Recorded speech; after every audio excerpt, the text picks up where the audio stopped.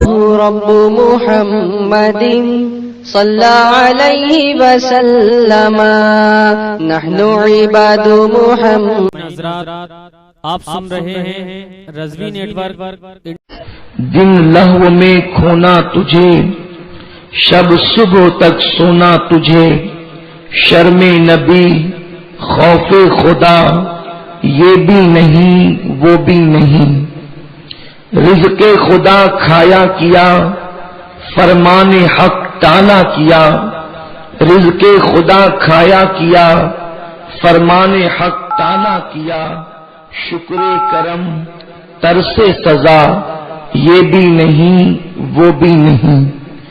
میرے پیارے آقا صلی اللہ تعالی علیہ وسلم کے پیارے دیوانوں، جب اللہ کے پیارے حبیب صلی اللہ تعالی علیہ وسلم نے مکہ مکرمہ کی سرزمین پر اعلان نبوت فرمایا تو اس وقت مکہ مکرمہ کا معاشرہ اتنا بگڑا ہوا تھا کہ اگر تاریخی حقائق مورخین ہمارے سامنے پیش نہ کرتے اور تحریری ثبوت اور تحریری دستاویز ہمارے پاس نہ ہوتے اور یوں ہی یہ معاملہ زبان در زبان چلتا رہتا، سینہ بسینہ چلتا رہتا، تو شاید انسان کو یقین نہیں آتا کہ آخر کیا انسان اتنا بھی بگڑ چکا تھا. میرے پیارے آقا صلی اللہ تعالی علیہ وسلم کے پیارے دیوانوں، مکہ مکرمہ کی سرزمین پر ایک بیٹا اپنی ماں کے ساتھ زنا کر لیا کرتا تھا. لوگ کعبے کا طواف ننگے ہو کر کیا کرتے تھے. وہ قوم اتنی خطرناک اور اس قدر اجٹ قوم تھی کہ اللہ اکبر، ان کو سدھارنے کے حوالے سے یا ان کے سدھرنے کے حوالے سے کوئی آثار بظاہر نظر نہیں آتے تھے. لیکن اللہ کے رسول صلی اللہ علیہ وسلم نے بڑی قلیل سی مدت میں، بڑی تھوڑی سی مدت میں اس قوم کو سنوارا اور ان کے رخ کو پھیر دیا، ان کے رخ کو تبدیل کر دیا. میرے پیارے آقا صلی اللہ علیہ وسلم کے پیارے دیوانوں، آخر قلیل مدت کے اندر ان کے اندر انقلاب کیوں پیدا ہوا؟ ان کے اندر انقلاب کس طریقے سے آیا؟ اللہ کے رسول صلی اللہ علیہ وسلم نے بس ان کو ایک فکر عطا کی تھی، اور اسی فکر کی وجہ سے جب ان کے دل کے اندر وہ فکر راسخ ہو گئی، وہ فکر ان کے اندر بیٹھ گئی، تو ان کی زندگیوں کے اندر انقلاب پیدا ہوتا چلا گیا، ان کی زندگیوں کے اندر تبدیلی پیدا ہوتی چلی گئی. آج بھی قوم کے حالات کو دیکھ کر، قوم کے جوانوں کی زندگی کو دیکھ کر، قوم کی صبح و شام کو دیکھ کر لوگ یہ کہتے نظر آ رہے ہیں کہ قوم کے بدلنے کے آثار نظر نہیں آتے، قوم کے تبدیل ہونے کے آثار نظر نہیں آتے. یہ گناہوں کا ماحول، یہ برائیوں کا ماحول، یہ بدکاریوں کا ماحول، معاشرے کے اندر گناہوں کی گندگی اس قدر بڑھ چکی ہے کہ اس کے تعفن کی وجہ سے ہر شریف النفس انسان پریشان ہے، ہر انسان بے چین اور بے قرار ہے. آخر گناہوں سے قوم کو کیسے بچایا جائے؟ قوم کو گناہوں سے کیسے باز رکھا جائے؟ آخر قوم کیسے بچے گی؟ قوم برائیوں سے محفوظ کیسے رہے گی؟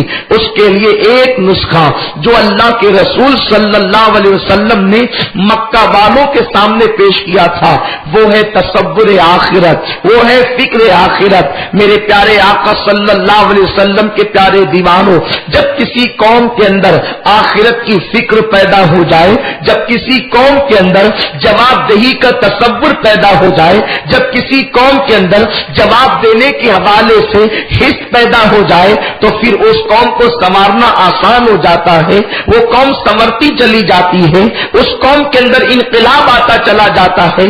جس آیہ کریمہ کی تلاوت کرنے کا میں نے شرف حاصل کیا ہے، اللہ تبارک و تعالیٰ اس میں ارشاد فرماتا ہے، بے شک سوال پوچھا جائے گا، حساب لیا جائے گا.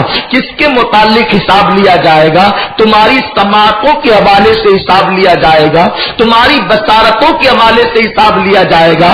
جو تمہارے دل کے سوچ ہے، جو تمہارے دل کے پلاننگ ہے، جو تمہارے تمہارے قلب کے جذبات ہیں اس سلسلے کے اندر اللہ کی بارگاہ میں تمہیں جواب دینا ہوگا۔ میرے پیارے آقا صلی اللہ علیہ وسلم کے پیارے دیوانوں، جواب دینا ہے کس کی بارگاہ میں؟ سماعتوں کے حوالے سے، یعنی تمہارے کان کے حوالے سے اللہ تم سے پوچھے گا، تمہاری آنکھ کے حوالے سے اللہ تم سے پوچھے گا، تمہارے دل کے جذبات کے حوالے سے اللہ تم سے پوچھے گا۔ اور آپ غور تو فرمائیں، پوچھنے والی ذات کس کی ہے؟ پوچھنے والا کون ہے؟ میرے پیارے آقا صلی اللہ علیہ وسلم کے پیارے دیوانوں، پوچھنے والی ذات خالق ارض و سما کی ہے، پوچھنے والی ذات اللہ رب العزت کی ہے۔ میرے پیارے آقا علیہ السلام کے پیارے دیوانوں، میرا کریم فرمائے گا میں نے تمہیں کان عطا کیے تھے، میں نے تمہیں آنکھیں عطا کی تھی، میں نے تمہیں دل کے جذبات عطا کیے تھے، بتاؤ اس کو کہاں استعمال کیا؟ تم نے اس کو کہاں یوز کیا؟ میرے پیارے آقا علیہ السلام کے پیارے دیوانوں، اس وقت ہمارا جواب کیا ہوگا؟ مجھے بتاؤ، یہاں سے لے کر وہاں تک جتنے میرے بھائی موجود ہیں، مسلمانوں میرے بھائیوں، بتاؤ تو صحیح، رب کی بارگاہ میں جواب کیسے دے سکیں گے؟ دنیا کا امتحان لینے والا جب امتحان لیتا ہے تو ہم اس کو امتحان دینے سے ڈرتے ہیں، کہیں ناکام نہ کر دے، کہیں فیل نہ کر دے، لیکن دنیا کا امتحان لینے والا رشوت بھی لے کر پاس کر سکتا ہے، رشوت لے کر کامیاب کر سکتا ہے، اللہ اکبر، یا دھمکی کی وجہ سے کامیاب کر سکتا ہے، یا کسی اور وجہ سے کامیاب کر سکتا ہے۔ مجھے بتاؤ تو صحیح، خدا قادر و قیوم کی بارگاہ کے اندر ہمیں اپنی زندگی کا ایک ایک لمحے کا رب کی بارگاہ میں جواب دینا ہے۔ کانوں کو کہاں استعمال کیا، آنکھوں کو کہاں استعمال کیا، زبان کو کہاں استعمال کیا، دل کے جذبات کو کہاں استعمال کیا؟ رب کی بارگاہ میں جواب دینا ہے۔ کس رب کی بارگاہ میں؟ اللہ اکبر، جو بے نیاز ہے، جس کی ذات الصمد ہے۔ اللہ اکبر، اس دن جب میرا کریم تم سے سوال پوچھے گا تو اس دن کی کیفیت کو قرآن بیان کرتا ہے۔ یوم یقوم الروح والملائکہ صفا لا یتکلمون الا من اذن۔ اس دن کیسا دن ہوگا؟ اس دن کے حالات کیا ہوں گے؟ اس دن کی کیفیت کیا ہوگی؟ قرآن کہتا ہے جبریل امین اور ان کے پیچھے سارے فرشتے صف بصف اللہ کی ہیبت سے کانپتے ہوں گے۔ میرے پیارے آقا صلی اللہ علیہ وسلم کے پیارے دیوانوں، جواب لینے والا رب، حساب لینے والا رب جب انسانوں سے حساب لے رہا ہوگا تو قیامت کے اس میدان کے اندر نتیجے کے طور پر جہنم کو لایا جائے گا۔ اے اپنی راتوں کو نیک کے لیے صرف کرنے والوں، اپنی راتوں کو گناہوں کے لیے وقف کرنے والوں، اپنی جوانی کو ضائع کرنے والوں، اس دن کو یاد تو کرو، اس دن کا تصور تو کرو جس دن فرشتوں کی زبان کھلنے کے قابل نہیں ہوگی، فرشتے اللہ کی ہیبت سے کانپتے ہوں گے۔ وہ فرشتے جنہوں نے ایک سیکنڈ بھی اللہ کی مرضی کے خلاف نہیں گزارا، وہ فرشتے جو ہر وقت خدا کی مرضی کے مطابق لگے رہے، اللہ نے ان کو حالت رکوع میں کیا تو وہ آخری دم تک کے حالت رکوع میں رہے، اللہ نے ان کو حالت قیام میں کیا وہ آخری دم تک حالت قیام میں رہے، اللہ نے ان کو حالت سجدہ میں کیا آخری دم تک حالت سجدہ میں رہے۔ وہ فرشتے بھی خدا کی کے غضب کو دیکھ کر تھر تھر کانپ رہے ہوں گے۔ میرے پیارے آقا علیہ السلام کے پیارے دیوانوں، اللہ اکبر، اس وقت جہنم لائی جائے گی۔ آقا کریم فرماتے ہیں جہنم لائی جائے گی تو ایک دو فرشتے نہیں بلکہ لاکھوں فرشتے جہنم کو کھینچ کر کے لا رہے ہوں گے، جہنم کو کھینچ کر لایا جا رہا ہوگا۔ جہنم کے اندر روشنی نہیں ہے، جہنم کے اندر تاریکی ہی تاریکی ہے، جہنم کے اندر اندھیرا ہی اندھیرا، عذاب ہی عذاب ہے، بدبو ہی بدبو ہے۔ جب جہنم کو آتا ہوا لوگ دیکھیں گے تو اس وقت لوگوں کی زبان پر نفسی نفسی ہوگا۔ پتا ہے صرف اللہ اکبر میرے اور آپ کے جیسے گنہگار نہیں بلکہ علماء کی زبان پر نفسی نفسی ہوگا، میرے اور آپ کے جیسے انسان نہیں بلکہ پڑھنے پڑھانے والوں کی زبان پہ نفسی نفسی ہوگا۔ صرف میں اور آپ نہیں، پڑھنے پڑھانے والے نہیں، حفاظ اور علماء نہیں، قراء اور شیخ الحدیث तकलीफ नहीं। अल्लाह अकबर। मेरे और आपके रसूल ने फरमाया उस वक्त तो नबियों की जबान पर भी जहन्नम को देख करके नफ्सी नफ्सी होगा। हजरत आदम नफ्सी नफ्सी कह रहे होंगे, हजरत इब्राहिम नफ्सी नफ्सी कह रहे होंगे, हजरत इस्माइल नफ्सी नफ्सी कह रहे होंगे, हजरत मूसा नफ्सी नफ्सी कह रहे होंगे। किस मूसा की मैं बात कर रहा हूं? वो मूसा जो खुदा की बारगाह में कलाम करने का शरफ रखते हैं, वो मूसा अल्लाह पर जो कलीम है उनकी जबान पर भी नफ्सी नफ्सी होगा। ईसा अल्लाह की जबान पर नफ्सी नफ्सी होगा। सबकी जबानों पे नफ्सी नफ्सी होगा। वो दिन ऐसा खतरनाक दिन होगा, सिवाय एक जात के सब नफ्सी नफ्सी कह रहे होंगे। मेरे प्यारे आका अलैहिस्सलाम के प्यारे दीवानों, उस दिन की कैफियत को कुरान क्यों बयान करता है? वतुकल्लिमुना ऐदीहिम व तशहदु अर्जुलुहुम बिमा कानू यक्सिबून। अल्लाहु अकबर। ये चलने वाली जबान पर खुदा मोहर लगा देगा और अल्लाह की मोहर लगेगी और तुम्हारे आज़ा अल्लाह की बारगाह में तुम्हारे खिलाफ गवाही दे रहे होंगे। इंसान तसव्वुर करेगा, ये जो मेरे आज़ा थे, ये तो मेरे हाथ थे, ये तो मेरे पैर थे, ये तो मेरी जबान थी, ये तो मेरी आंखें थी, ये तो मेरे कान थे, ये तो मेरे आज़ा थे, या अल्लाह के जासूस थे, आज ये मेरे खिलाफ गवाही दे रहे हैं। मेरे प्यारे आका अलैहिस्सलाम के प्यारे दीवानों, अब जरा इसका तसव्वुर करो और अपनी जिंदगी का जायजा लो। अहबाब ने आज जिस उन्वान के हवाले से मुझे गुफ्तगू करने का हुक्म दिया है, अब आइए उसकी तरफ चलते हैं। अपनी रातों को गुनाहों के लिए वक्फ करने वालों, मेरे जवान भाइयों, हमसे ज्यादा नादान कौन होगा? हमसे ज्यादा अल्लाह अकबर नादानी कौन कर रहा होगा? जिस कौम का अकीदा है कि मरकर उठना है, रब की बारगाह में जवाब देना है, उस कौम के लिए इतना वक्त कहां से आ गया कि वो मोबाइल पर गेम खेले, वो नेट पर बैठ करके गंदी तस्वीरों को देखे, वो माज़अल्लाह अपने वक्त को जाय करे।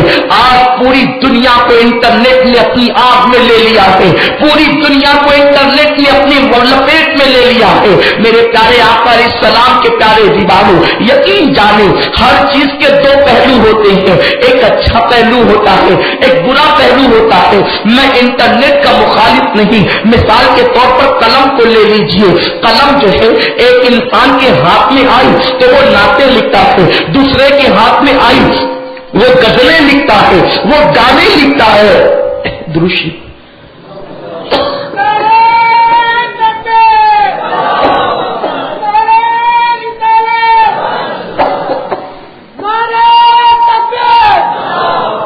अल्लाह रब्ब मुहम्मदिन सल्लल्लाहु अलैहि वसल्लम नहनु इबादु मुहम्मदिन सल्लल्लाहु अलैहि वसल्लम। कलम हाथ में है, वो नात लिख रहा है, दूसरे के हाथ में कलम है, वो गजलें और गाने लिख रहा है। कलम बुरा नहीं है, लेकिन हाथ में जिसके आया है वो उसके मुताबिक इस्तेमाल कर रहा है। मेरे प्यारे आका अलैहिस्सलाम के प्यारे दीवानों, आज इंटरनेट ने हमारे अंदर तबाही को पैदा किया। वजह यह है उसको अच्छे मामले में इस्तेमाल करने की बजाय हम बुरे मामलात में इस्तेमाल कर रहे हैं। दुनिया के हालात ये है, दुनिया किस तरीके से इस्तेमाल कर रही है और हम किस तरीके से इस्तेमाल कर रहे हैं। मेरे प्यारे आका अलैहिस्सलाम के प्यारे दीवानों, ज्यादातर लोगों का हाल ये है कि इंटरनेट के जरिए से गंदी तस्वीरें देखो, यूट्यूब पर गलाजत देखो, यूट्यूब पर गंदगी देखो। इंटरनेट टीवी से ज्यादा खतरनाक है, इंटरनेट की नहूसत टीवी से ज्यादा है।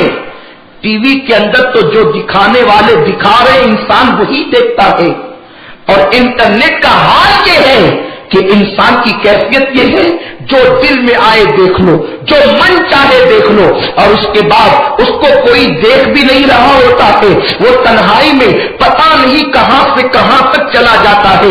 ये उंगलियां जो उसके बटन को दबाती है और उसके बाद इंसान आगे बढ़ता जाता है। तुम्हें पता है अल्लाह के प्यारे हबीब सल्लल्लाहु अलैहि वसल्लम ने इरशाद फरमाया, हदीस मुबारका का मफहूम है कि इंसान की उंगलियां इंसान को जहन्नम की तरफ ले जा रही होगी। ये हदीस मुबारका मुमकिन है जिस जमाने में बयान की गई होगी लोगों ने उसको कितना समझा, लेकिन आज इंटरनेट के बटन को देखकर हम आसानी के साथ समझ सकते हैं कि उंगलियां इंसान को जहन्नम की तरफ لے جا رہی ہے، انگلیاں انسان کو جہنم کی طرف کیسے لے جا رہی ہے، انسان بٹن کو دبا رہا ہے اور گناہوں کی طرف بڑھتا جا رہا ہے، برائیوں کی طرف بڑھتا جا رہا ہے۔ آج کل نوجوانوں کی یہ فکر بن چکی ہے، نوجوانوں کی یہ سوچ بن چکی ہے۔ میرے پیارے آقا علیہ السلام کے پیارے دیوانوں کے نیٹ پر بیٹھو تو زنا ہوتا ہوا منظر دیکھو، وہ گندے مناظر دیکھو، وہ گندے نظارے دیکھو، اور اس کے بعد تمہیں پتا ہے اس کا اثر تمہارے جسم پر کیا پڑتا ہے۔ بڑی معذرت کے ساتھ نشتر جو لگاتا ہے وہ دشمن نہیں ہوتا۔ انسان جب وہ مناظر دیکھتا ہے، وہ مناظر دیکھنے کے بعد اس کے جو جذبات بھڑکتے ہیں، اس کی وجہ سے انسان جو ہے وہ نامردی کا شکار ہوتا چلا جاتا ہے۔ میرے پیارے آقا علیہ السلام کے پیارے دیوانوں، آج آپ دیکھیں بڑی معذرت کے ساتھ، اس لیے کہ عنوان دیا گیا ہے، میں عنوان پر مکمل گفتگو کرنا چاہوں گا، اگر کسی بھائی کو برا لگے تو مجھے معاف کرے۔ میرے پیارے آقا علیہ السلام کے پیارے دیوانوں، آج آپ دیکھ لیں نوجوانوں میں 80 سے 90% نوجوان جو ہے وہ اس بیماری کا شکار ہے۔ شادی سے پہلے حکیموں کے یہاں دوڑنے لگتے ہیں، ڈاکٹروں کے پاس دوڑنے لگتے ہیں، یہ بلا میں کیوں گرفتار ہوئے تمہیں پتا نہیں۔ جوانی کی دہلیز پر قدم رکھنے کے بعد انٹرنیٹ پر گندی تصویریں دیکھنا تمہیں بہت اچھا لگتا ہے، تمہیں بڑا بھلا معلوم ہوتا ہے، لیکن اس کی وجہ سے تم نفسیاتی طور پر بیماری کے بوجھ میں دبتے چلے جاتے ہو۔ اللہ کے رسول صلی اللہ علیہ وسلم سے زیادہ تم پر کوئی مشفق و مہربان نہیں ہے۔ میرے رسول اپنی امت سے، ماؤں سے زیادہ محبت کرتے ہیں۔ ایک ماں جتنی محبت کرتی ہے اس سے کروڑوں درجہ زیادہ رسول اپنی امت سے محبت کرتے ہیں۔ میرے رسول نے جو چیزیں نقصان دہ تھی اس کو منع کر دیا۔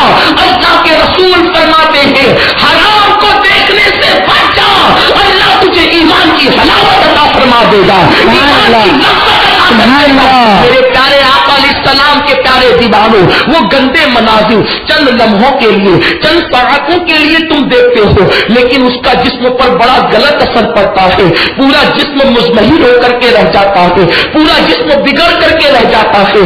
اللہ اکبر۔ اور اس کے بعد اس کے نقصانات کیا ہیں؟ دوسری بات یہ ہے انسان جو دیکھتا ہے، دیکھنے کے بعد اس کو پریکٹیکل کرنے کی کوشش کرتا ہے۔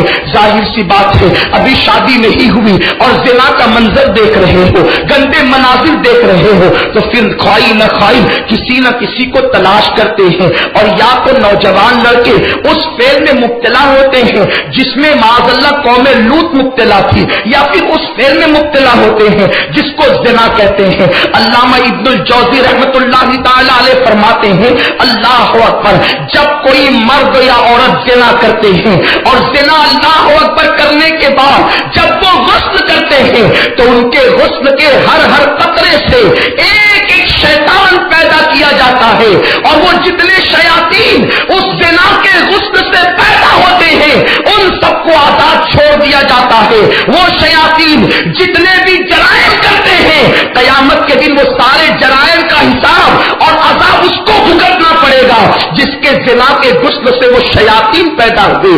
لمحوں کے گناہوں نے صدیوں کی سزا پائی، اور اس کے بعد قوم لوط کا عمل اسی سے بڑھتا جا رہا ہے۔ انٹرنیٹ کی وبا یہ ہے، انٹرنیٹ کی گندگی یہ ہے، اس سے یہ بیماری پھیل رہی ہے۔ آپ کو پتا ہے اللہ کے پیارے حبیب صلی اللہ علیہ وسلم نے فرمایا قیامت کی نشانیوں میں سے ایک نشانی یہ ہے کہ مرد مردوں سے شادیاں کریں گے، اور قوم لوط کا عمل صرف یہ نہیں کہ اس کے آخری اسٹیپ تک کوئی پہنچے۔ اللہ کے رسول فرماتے قوم لوط کا عمل کرنے والے 3 قسم کے لوگ ہیں۔ پہلے نمبر پر شہوت والی گفتگو کرنے والے، وہ بھی قوم لوط میں شامل ہیں۔ دوسرا سیکس کے ساتھ مسافہ کرنے والے، وہ بھی قوم لوط میں شامل ہے۔ اور جو تیسرا آخری اسٹیپ ہے ان کا تو شمار ہی قوم لوط میں ہے۔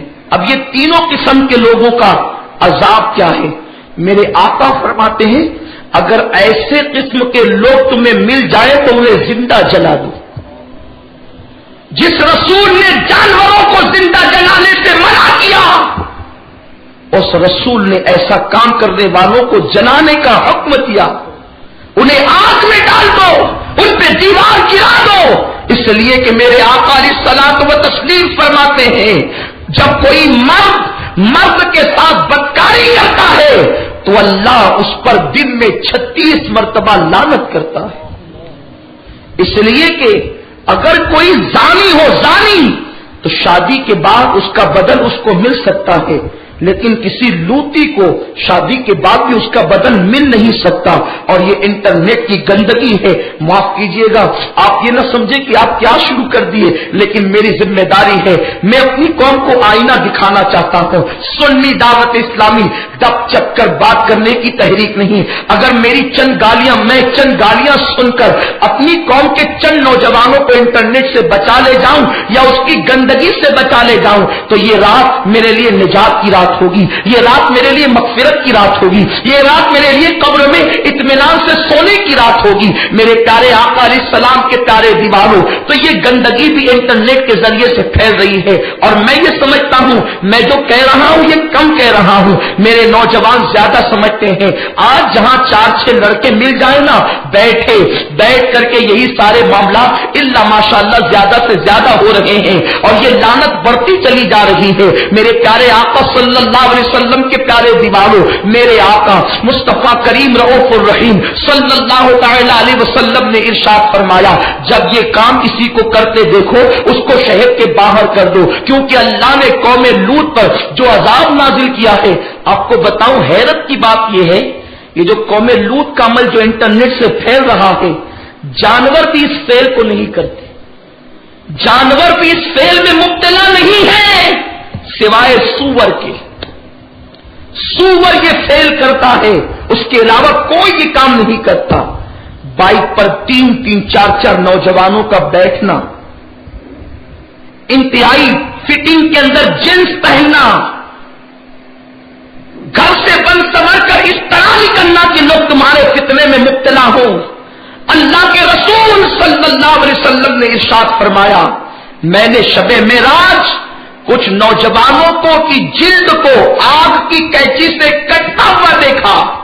میں نے پوچھا جبریل یہ کون ہے؟ حضرت جبریل نے عرض کیا یا رسول اللہ یہ آپ کی امت کے وہ لڑکے ہیں جو اس لیے بند سنور کر نکلتے تھے تاکہ لوگ ان کو دیکھ کر ان کے فتنے میں مبتلا ہو جائیں۔ اس کے بعد انٹرنیٹ کی سب سے گندی اور خطرناک وبا یہ ہے کہ اس میں ٹائم پاس ہوتا ہے، وقت ضائع ہوتا ہے۔ حضرت معروف کرخی رحمت اللہ علیہ فرماتے ہیں، یہ معروف کرخی اس ولی کا نام ہے کہ سرکار غوث پاک نے فرمایا مجھے میرے مرشدان طریقت میں اگر سب سے زیادہ کسی کے مزار سے فائدہ پہنچا تو وہ معروف کرخی کے مزار سے فائدہ پہنچا۔ سبحان اللہ۔ غوث پاک جب معروف کرخی کا نام لیتے تو اپنی گردن کو ادب سے جھکا لیا کرتے تھے۔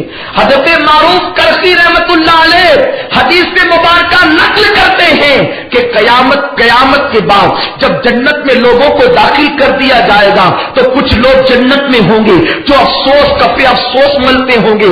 میرے قوم کے جوانوں بہت توجہ سے سنو، بہت زیادہ ایسے گھنونے زمانے میں ایسے دور میں تمہیں پیدا کیا گیا، میں زمانے کو برا کہنے نہیں بیٹھا، بات میں آپ سے کر رہا ہوں۔ ایسے دور میں ہم پیدا ہوئے کہ جس کے اندر گندگی ہے، جس کے اندر برائی ہے، جس کے اندر بے حیائی ہے۔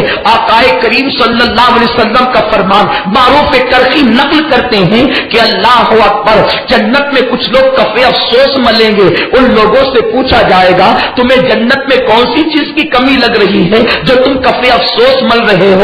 تو اس وقت وہ کہیں گے ہم نے زندگی کا 1 سیکنڈ یوں ہی خالی ضائع کر دیا، یعنی اس میں نہ نیکی کی نہ اس میں گناہ کیا، خالی ضائع کر دیا، اس پر کفے افسوس مل رہے ہیں۔ کاش کہ یہ جو خالی وقت ضائع کیا ہے ہم اللہ اکبر اس میں اللہ کی عبادت کر لیتے، ایک نیکی کر لیتے تو شاید ہمارے لیے جنت کا ایک درجہ اور بلند ہو جاتا۔ مجھے بتاؤ جنہوں نے 1 سیکنڈ کو ضائع کیا ہوگا وہ کفے افسوس مل رہے ہوں گے، تو جنہوں نے اپنی زندگی کو گناہوں میں گزارا ہوگا ان کا حال کیا ہوگا؟ اسی لیے تو میرے آقا مصطفیٰ کریم رؤوف الرحیم صلی اللہ علیہ وسلم वसल्लम ने फरमाया, जो एक मर्तबा सुभान अल्लाह व बिहम्दिही पढ़ता है, अल्लाह उसके नाम का एक दरख्त जन्नत में लगा देता है। यानी अगर तुम कुछ नहीं कर सकते तो सुभान अल्लाह करते ही बैठो, अल्हम्दुलिल्लाह करते ही बैठो, कुछ न कुछ तो नेकी करो, कुछ न कुछ तो अच्छा काम करो।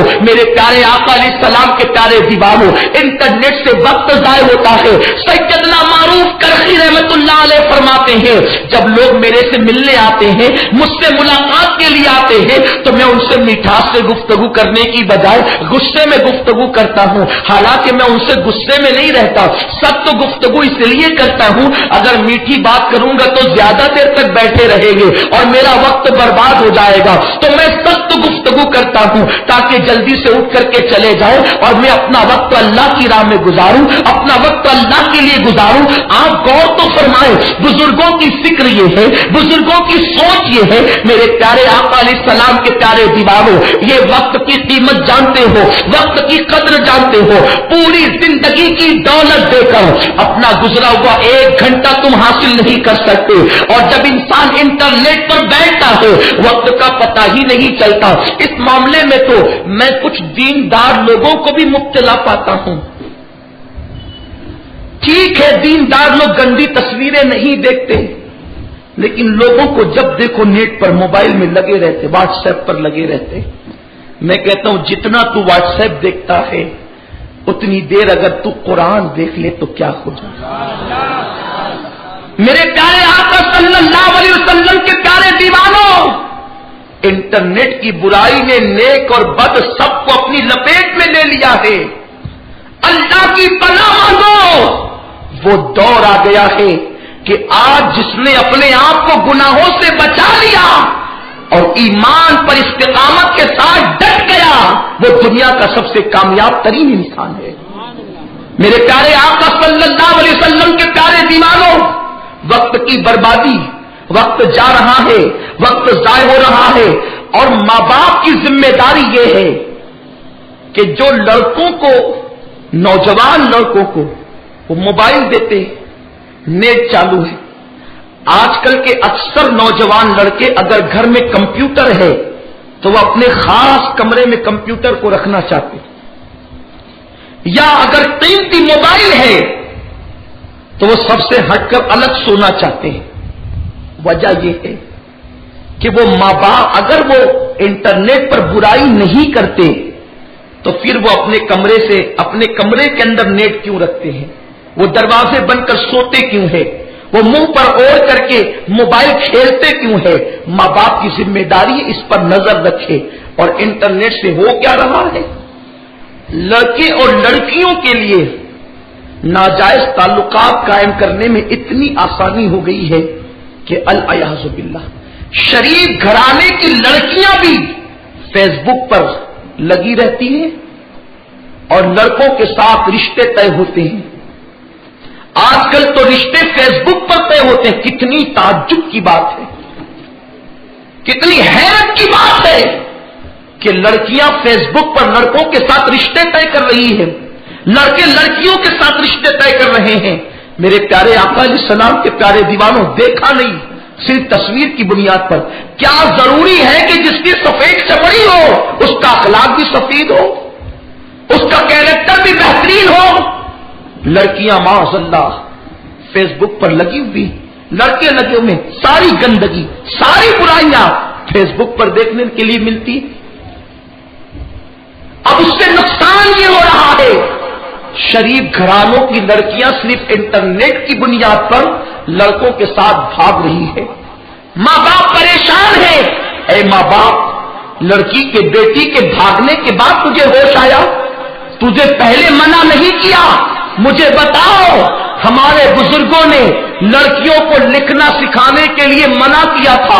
उसकी हिकमत यह थी कि उस जमाने में लड़कों के साथ राब्ता करने के लिए या किसी से राब्ता करने لکھنے کے لیے خط ذریعہ ہوا کرتا تھا تو اس زمانے میں منع کر دیا گیا کہ عورتوں کو لکھنا نہ سکھاؤ، لڑکیوں کو لکھنا نہ سکھاؤ، اس لیے کہ اگر ان کو لکھنا سکھائیں گے تو ممکن ہے یہ مردوں سے رابطہ قائم کرے گی، مردوں کے ساتھ یہ تعلقات قائم کرے گی، تو جب لکھنا ہی نہیں آئے گا تو کوئی رابطے کی صورت پیدا نہیں ہوگی۔ لیکن آج تو ایک باپ اپنی بیٹی کو کمپیوٹر سیکھنے کے لیے بھیجتا ہے۔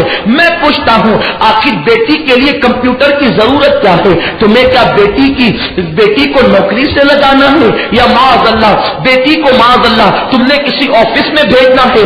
میرے پیارے آقا علیہ السلام کے پیارے دیواروں، ابھی مسلمان اتنا بے غیرت نہیں ہوا کہ اپنی بیٹیوں کی عزت کو خود فروخت کرے۔ میرے پیارے آقا علیہ السلام کے پیارے دیواروں، میں بیٹیوں کی ملازمت کا مخالف نہیں ہوں، لیکن آج عزت داؤ پر لگ چکی ہے، آج عزت داؤ پر لگ چکی ہے۔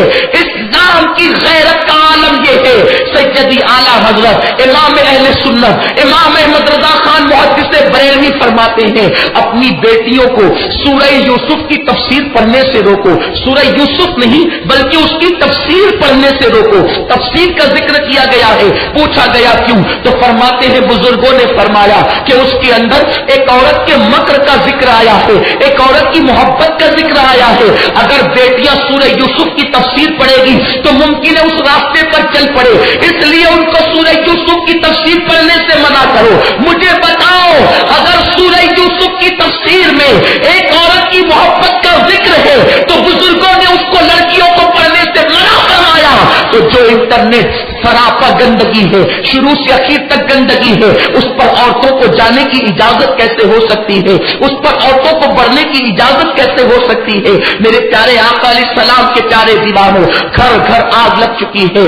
آج شوہر کا اعتماد بیوی پر قائم نہیں ہے، بیوی کا اعتماد شوہر پر قائم نہیں ہے۔ شوہر کے گھر سے چلے جانے کے بعد گھر بیٹھے ہوئے عورتیں مردوں سے گفتگو کر رہی ہیں اور مردوں سے بات چیت کر رہی ہیں، مرد بھی لگے ہوئے ہیں۔ میں نے کل کی گفتگو میں اس سلسلے میں بات عرض کر دی تھی کہ جو لوگ ان سارے معاملات میں لگے ہوتے ہیں، آج کل کے آوارہ لڑکوں کی فکر یہ بن چکی ہے، مزاج یہ بن چکا ہے، بس جو لڑکی ہنستی کھیلتی نظر آئے اس کو ناجائز تعلقات میں پھانس لو۔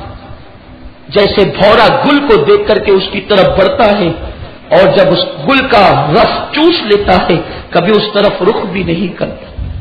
یہ صرف مسلم نہیں، ہندوستان میں تقریباً 70 سالہ پلان ہے۔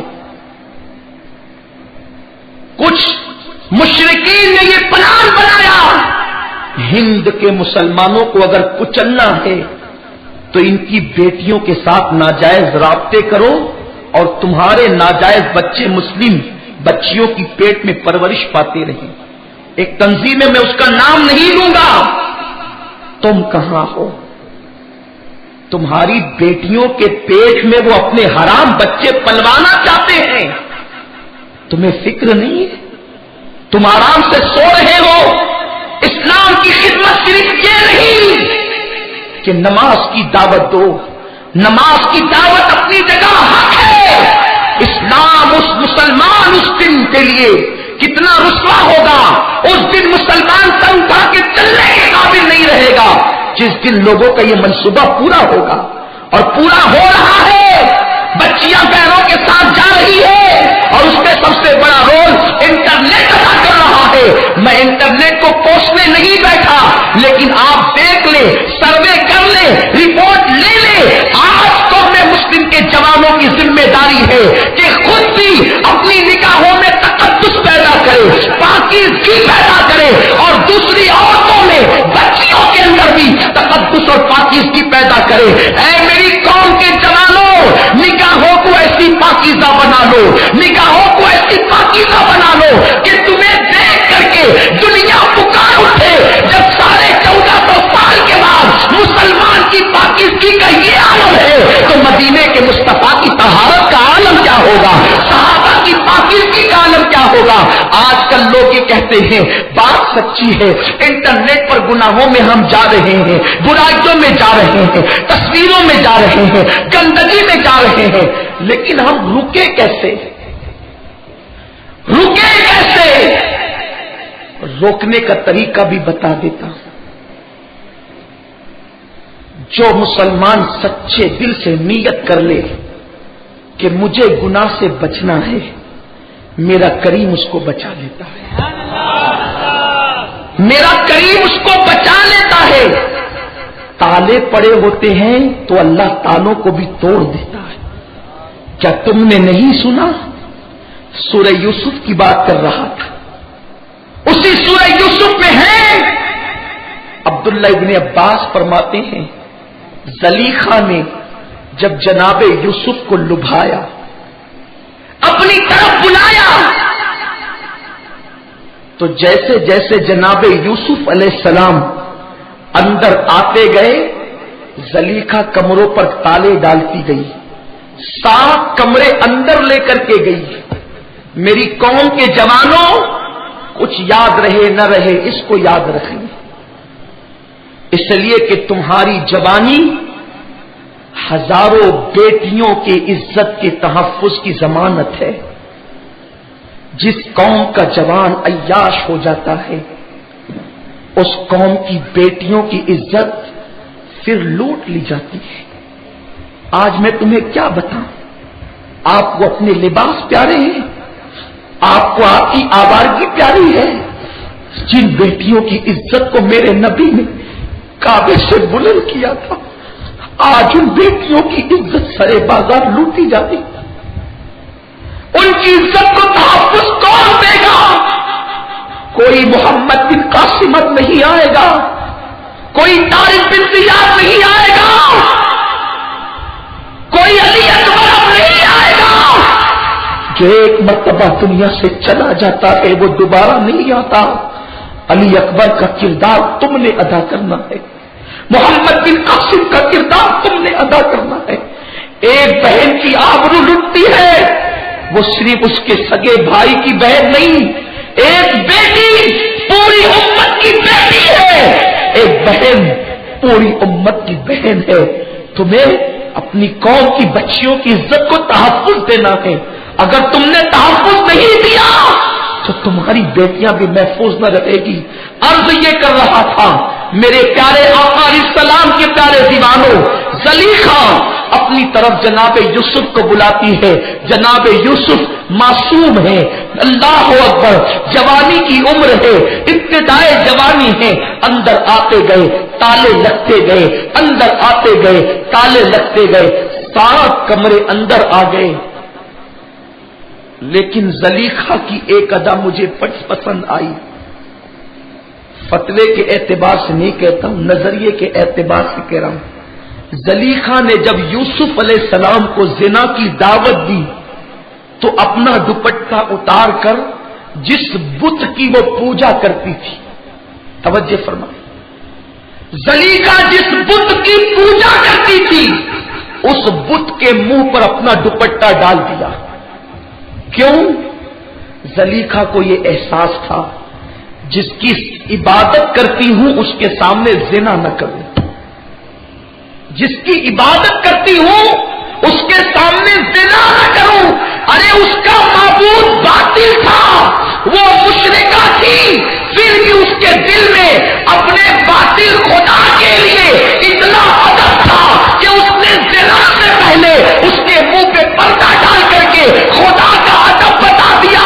ارے تمہارا خدا تو سچا خدا ہے، وحدہ لا شریک ہے، اس کی شان ہے، ان اللہ خبیر بما تعملون۔ انٹرنیٹ پر زنا کی داستان دیکھنے والوں، کیا تم بھی اپنے خدا کے منہ پر کچھ ڈال سکتے ہو؟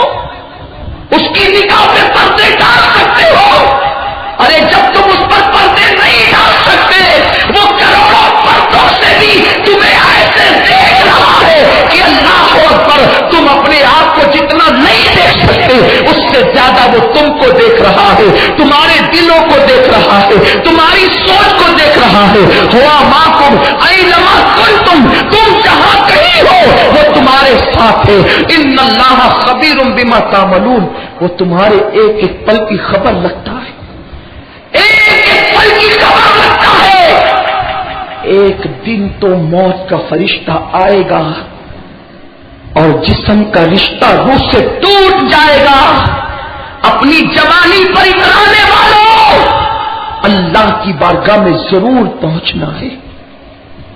اور اکیلے یہ جو دوست تمہیں گندگی اور آوارگی کی طرف لے کر جاتے ہیں نا، یہ سارے دوست تمہارے دشمن بن جائیں گے، کوئی کام نہیں آئے گا.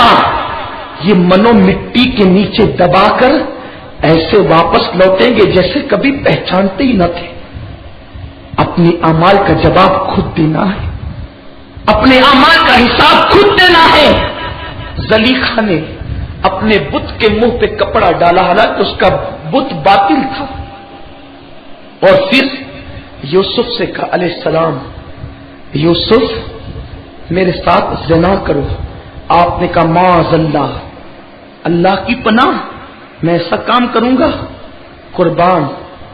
زلیخا نے پھر دوسری دھمکی دی، یوسف اگر تو میرے ساتھ زنا نہیں کرے گا تو میں تجھے جیل میں ڈلوا دوں. جناب یوسف نے کہا مجھے زنا سے جیل میں جانا بہت پسند ہے، جیل میں چلا جاؤں گا یہ پسند ہے، لیکن زنا پسند نہیں ہے. پھر کیا ہوا؟ جب زلیخا نے اصرار کیا، ضد کی، حضرت یوسف دوڑے بھاگے. جب دیکھا تو دروازے پہ تالا پڑا تھا، لیکن سچی نیت تھی گناہ سے بچنے کی، گناہ سے بچنے کی سچی نیت تھی، نیت میں صداقت تھی. اللہ اکبر. جناب یوسف علیہ السلام گناہ سے بچ کر بھاگ رہے ہیں اور کمرے پر تالا پڑا ہے. تالا کون سا؟ کوئی معمولی بازار کا تالا نہیں، بلکہ شاہی تالا پڑا ہوا ہے. مگر قربان جائیں، ارے دنیا کے شاہوں کی مہر کیا کر سکتی ہے جب میرے مولا کرم فرمانے پر آ جائے. جناب یوسف بھاگے ہیں تو شاہی تالا گر پڑا ہے اور دروازہ کھل گیا ہے. آگے دوڑے، دوسرا تالا کھلا اور اس کے بعد دروازہ کھل گیا، اور آگے دوڑے، تیسرا تالا ٹوٹ کر کے گر گیا، اور اس طریقے سے ساتوں دروازوں سے گزر گئے. اور خدا نے بتا دیا جو گناہوں سے بچنے کی سچی نیت کرتے ہیں اللہ تبارک و تعالیٰ ان کو گناہوں سے بچا لیا کرتا ہے، ان کو گناہوں سے محفوظ کر لیا کرتا ہے. میرے پیارے آقا علیہ السلام کے پیارے دیوانوں، اپنے آپ میں تقویٰ پیدا کرو، اور جب گناہ کرنے کا ارادہ پیدا ہو تو بس ایک سوچ دل میں پیدا کر لو، ایک سوچ، اللہ دیکھ رہا ہے، اللہ دیکھ رہا ہے، اور اس کی نگاہ سے نہیں بچ سکتے. لوگ انٹرنیٹ کے ذریعے سے انقلابات پیدا کر رہے ہیں. مصر میں جو انقلاب آیا، کیسے؟ یہاں لوگوں کا جمع ہو جانا، جلسے کرنا بہت آسان ہے. وہاں تو حال یہ ہے کہ 4 لوگ جمع ہو تو 5واں جاسوس، 3 جمع ہو تو 4تھا جاسوس. وہاں جمع ہونا اتنا آسان نہیں، حکومت کے خلاف باتیں کرنا آسان نہیں. تو یہ جو مصر کے اندر انقلاب کی ہوا بنی اس طرح سے کہ وہ انٹرنیٹ پر بیٹھ کر ایک سے دوسرے کو، دوسرے سے تیسرے کو جوڑتے رہے، اور نیٹ پر ایک دوسرے کو جوڑنے کی وجہ سے چین بنایا، اور پھر اچانک حکومت کے خلاف بغاوت کر دی. اس طرح سے انٹرنیٹ کے ذریعے سے انہوں نے مصر سے ایک حکومت کا خاتمہ کر دیا. تو لوگ نیٹ کے ذریعے سے یہ کر رہے ہیں. جب لوگ نیٹ کے ذریعے سے بغاوت کر سکتے ہیں تو کیا ہم انٹرنیٹ کے ذریعے سے عشق رسول کا انقلاب پیدا نہیں کر سکتے؟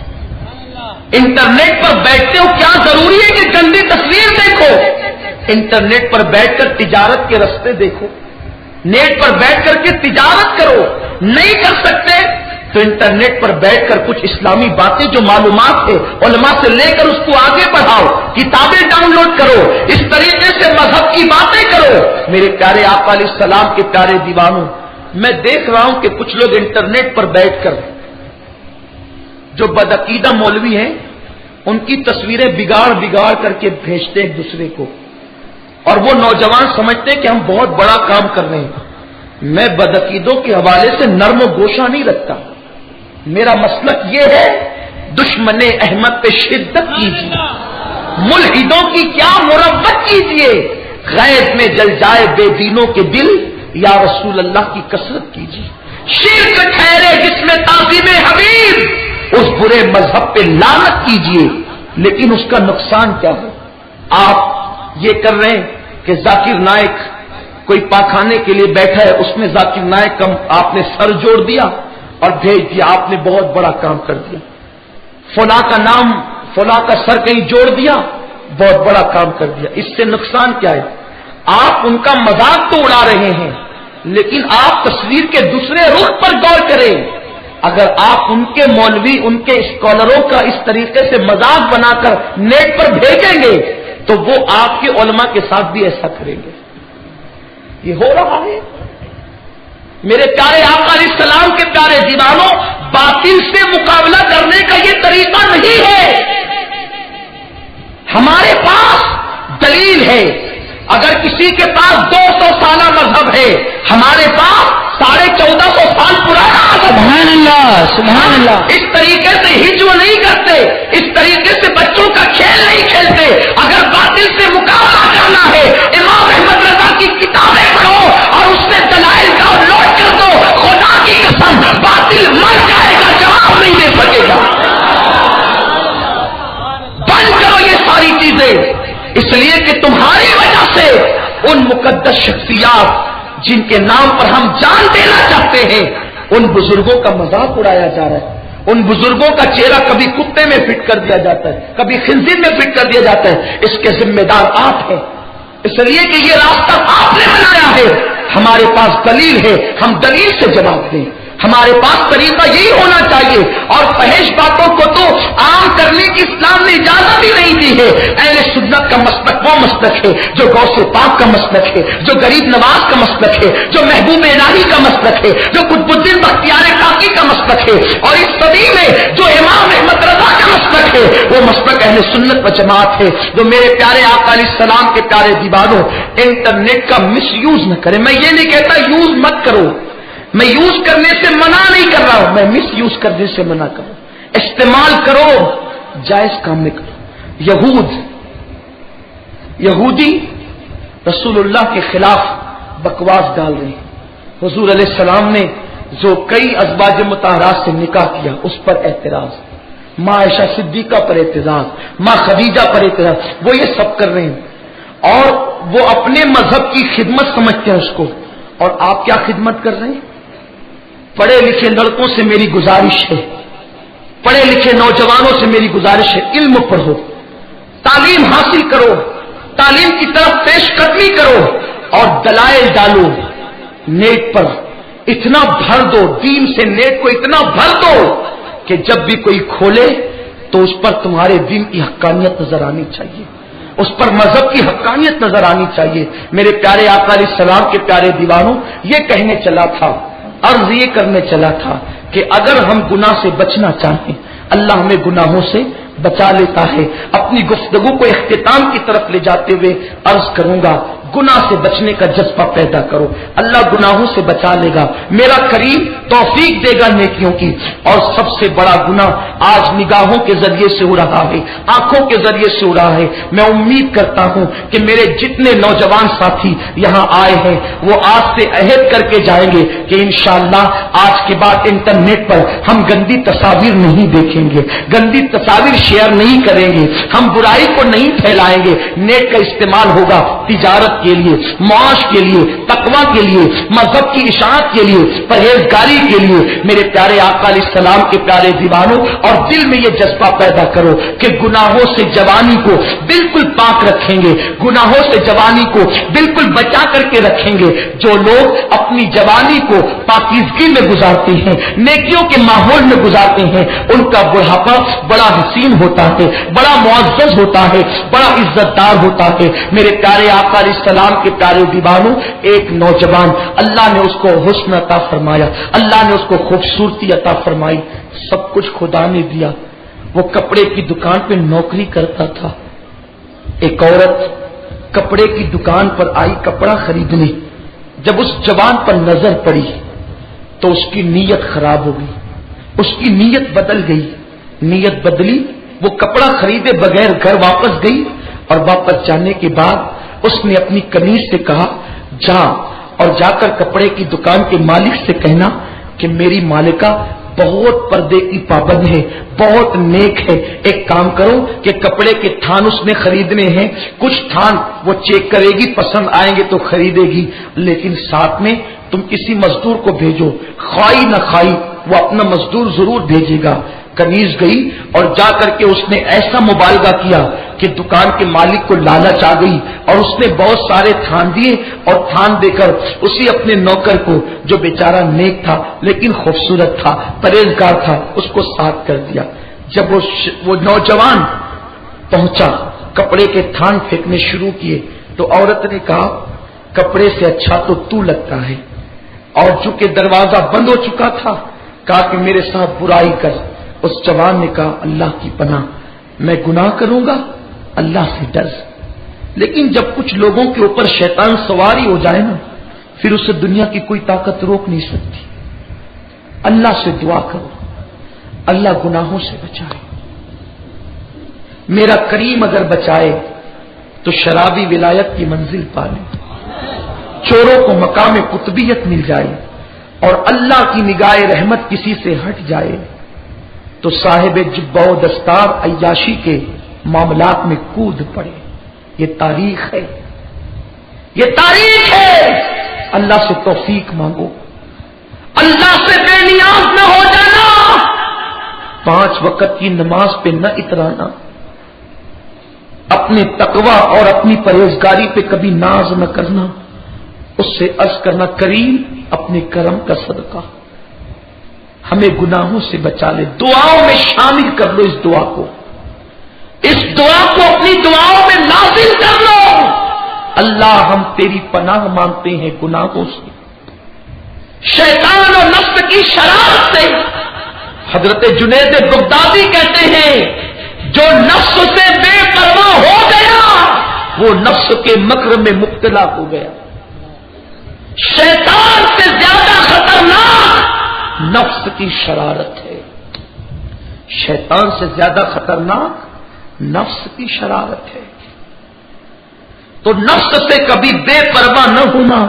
حضرت یوسف علیہ السلام نے بھی کہا تھا، جس کو قرآن نے بیان کیا کہ میں اپنے نفس کو بے قصور نہیں کہتا۔ یہی تو ہماری کمی ہے،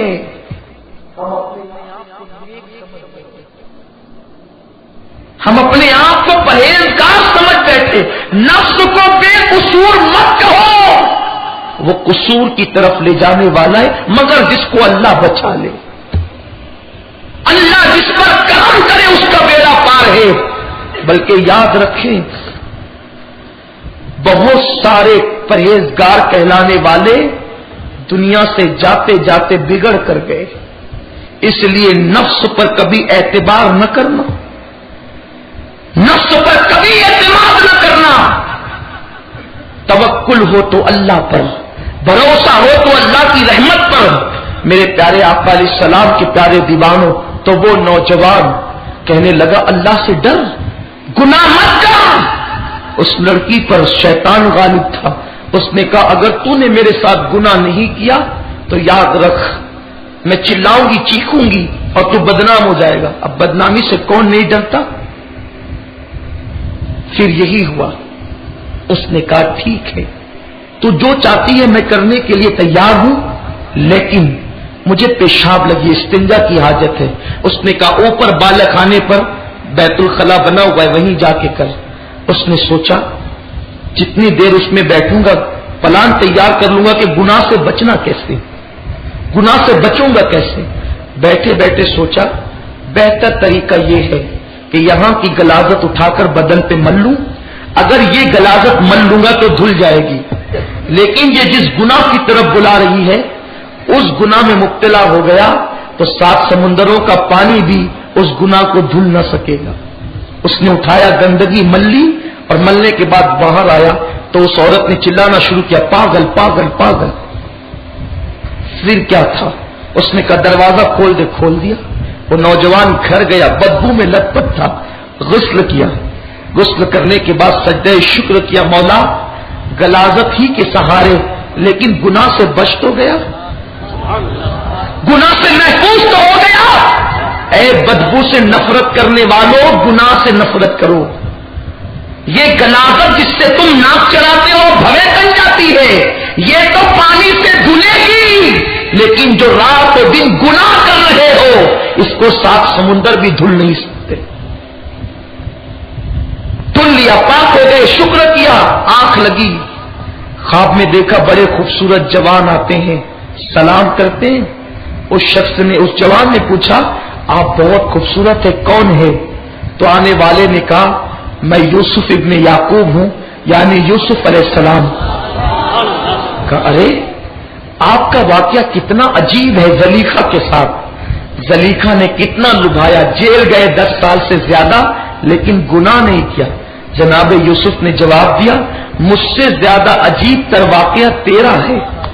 نبی تو معصوم ہوتا ہے، وہ بچ جائے وہ تو اللہ اس کو بچا ہی دیتا ہے، لیکن تو نے اپنے بدن پر غلاظت مل کر تو نے اپنے آپ کو بچا لیا، بڑا کام کیا۔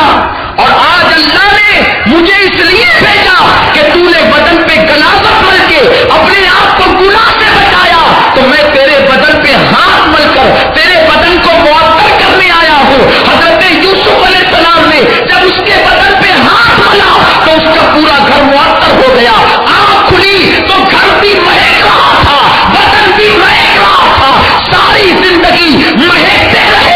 انتقال ہوا تو جسم بھی مہکا، کفن بھی مہکا۔ لکھنے والوں نے لکھا جب ان کو قبر میں رکھا گیا تو آج تک ان کی کفن، ان کی قبر مہک رہی ہے، قبر نعرے رکھنے کا یہی نام، آخرت تو مہکے گی، دنیا میں قبر مہک رہی ہے۔ اس لیے ظاہر کو پاکیزہ بنانے والوں باطن کو پاکیزہ بنانے کی کوشش کرو۔ اور یہ فتنہ اتنا خطرناک فتنہ ہے، خاص طور پر جو انٹرنیٹ سے فتنہ بڑھ رہا ہے نا، یہ عورتوں کا فتنہ، یہ فتنہ ایمان لیتا ہے، ایمان کا دشمن ہے۔ اگر مجھے ساری زندگی اس عنوان پہ بولنے کے لیے کہا جائے تو میں مشکور رہوں گا بلوانے والوں کا، کیونکہ میں سمجھتا ہوں کہ اگر اسی فتنے سے ہماری قوم بچ گئی ایمان سلامت لے گی۔ آقا فرماتے ہیں بنی اسرائیل میں سب سے پہلے جو فتنہ پھیلا وہ عورتوں کے ذریعے سے پھیلا، اور آقا فرماتے ہیں مجھے ڈر ہے کہ میری امت میں جو فتنہ پھیلے گا وہ بھی عورتوں کے ذریعے سے پھیلے گا۔ بس ایک حدیث پاک علامہ ابن الجوزی کے حوالے سے اپنے الفاظ میں بیان کر کے گفتگو ختم کرتا ہوں۔ میرے سرکار نے اپنی قوم کو آگاہ کیا عورتوں کے فتنے سے، اور نیٹ پر دیکھیں ابتدا جیسے شروع کرے وہ عورت کی تصویر۔ آدمی بچ کیسے سکتا ہے؟ لیکن بچے گا وہی جس کی نگاہوں میں مدینہ منورہ کے جلوے بسے ہوں گے۔ اور یاد رکھنا ایک آنکھ میں 2 یار کبھی نہیں بچ سکتے، ایک آنکھ میں 2 یار کبھی نہیں بچ سکتے، یا تو مدینے کے تاجدار کو بسا لو یا پھر دنیا کے حسن کو بسا لو۔ اب فیصلہ تم نے کرنا ہے کہ کسے بسانا ہے۔ ارے حضور مفتی اعظم جیسا قطب الوقت کہتا ہے کچھ ایسا کر دے میرے کردگار آنکھوں میں، کچھ ایسا کر دے میرے کردگار آنکھوں میں، ہمیشہ نقش رہے روئے یار آنکھوں میں، وہ نور دے میرے پروردگار آنکھوں میں کہ جلوگر رہے رخ کی بہار آنکھوں میں۔ صحابہ